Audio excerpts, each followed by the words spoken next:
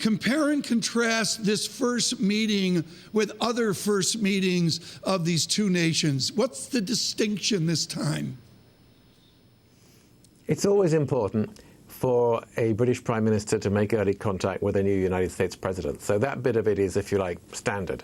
I'm sure Theresa May is thrilled that she's got here so quickly into Washington, and she's been made very welcome already by the Republican Party, and I'm sure she will be at the White House. I think on the context of this that makes it more important is that for the United Kingdom, we've had two traditional, very important pillars of our foreign policy, of our role in the world. One is the European Union, and we're leaving the European Union, and the other is the transatlantic relationship with the United States of America. So that, in a sense, becomes even more important.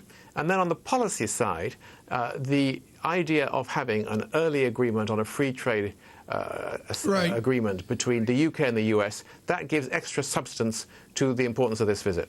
Ambassador, if I could go to the news flow. We saw, I believe yesterday, the White House say to the State Department that senior level bureaucrats, diplomats, must exit immediately. A big uproar, maybe they resigned, maybe they didn't resign.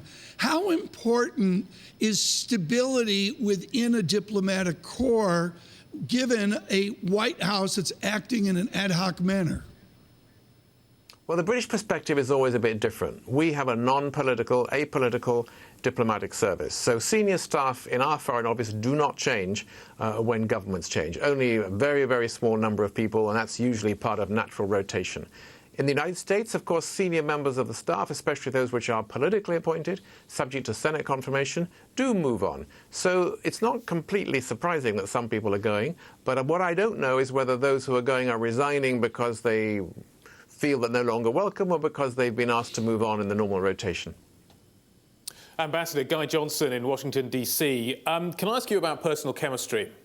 How do you see the personal chemistry between these two developing? Is it going to be Reagan-Thatcher, or is it going to be something different?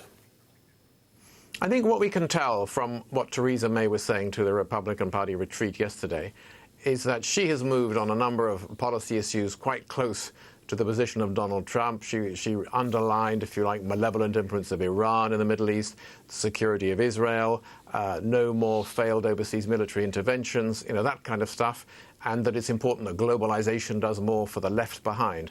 But that gave her room, I think, to convey some very firm messages about how you deal with Putin, what about the importance of NATO, European security, and some of the issues which it's really rather important that the United States and the United Kingdom try to progress together in an unstable and uncertain world. So I think what it looks like is a British Prime Minister taking note of where Donald Trump is, but also seeking to engage and also influence.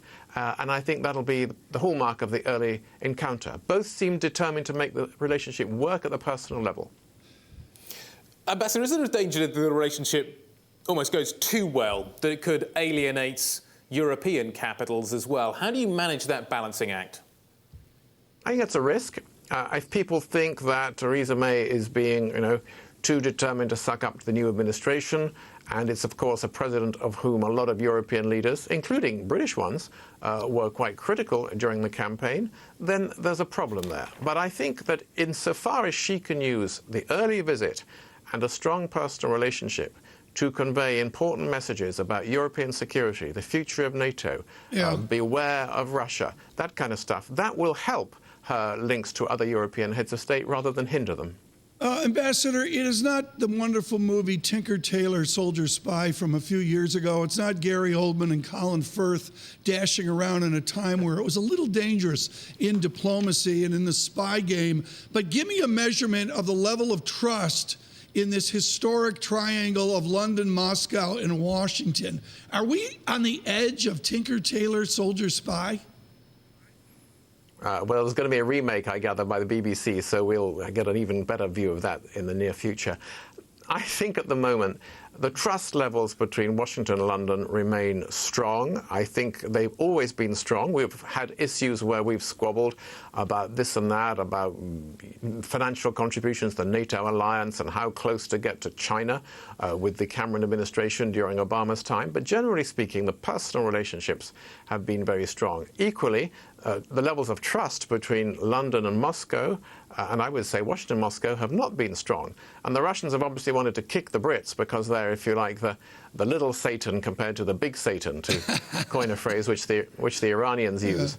And, you know, they've killed their opponents on the streets of London, and we don't much like Russian politicians settling their scores on sovereign British territory. And they harass our diplomats in Washington like they harass American diplomats. So I think trust levels between our respective capitals and Moscow have often been pretty low.